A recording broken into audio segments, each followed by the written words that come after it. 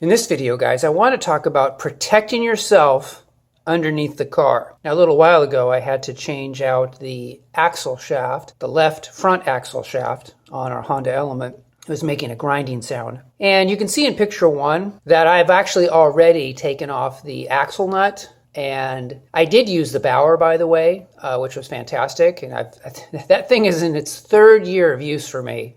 And it's still fantastic. Just zips off an axle nut, no problem whatsoever. So still enjoying the Bauer. In picture number two, you can really see how I'm protecting myself. You can see, for example, to the left side is the jack stand. This instance, I'm using the steel jack stand. And I've also kept the bottle jack in place. So, I'm not removing the bottle jack. I'm keeping the bottle jack there as extra protection. In addition, you can also see to the right that I've taken the wheel and I've put it underneath the car. That acts as a third layer of protection. Now in the third picture, you can see that I also have one of the aluminum jack stands underneath the subframe near the front of the car. And this is where the subframe comes up and meets the towing hook. So it's very, very strong up there. So that's another place to put a jack stand. And I love these aluminum jack stands from Harbor Freight. I'm not saying they're as strong as the steel ones, but I am saying you can move them around. They're so lightweight, you can move them around. And so just take it with you as a buddy, an extra layer of protection.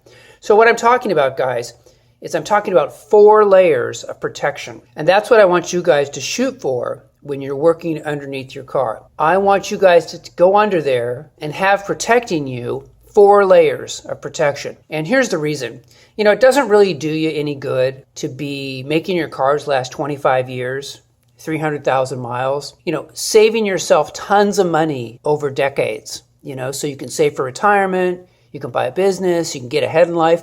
It doesn't do you any good to do all of that if you injure yourself underneath the car. If you're injured or killed, you have to understand all the benefits of working on your car yourself go away. So my theme is that when you're underneath the car, you can't be injured. Okay, it can't happen. So, and I'm talking specifically about when your whole body is underneath the car. Like for example, on this axle shaft, I had to get all the way underneath the car, like almost my whole body underneath the car, to be able to separate the axle shaft from the transmission. And so it wasn't hard to do, but you got to get all the way under there with the pry bar and just pop it loose.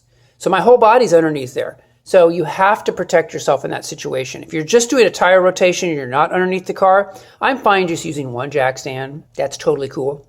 But I really want to just emphasize in this video, guys, a practical example of how to protect yourself when you're underneath the car. Anyway, that's it for this video. Hope you guys are doing well, and I will talk to you guys in the next video. Take care.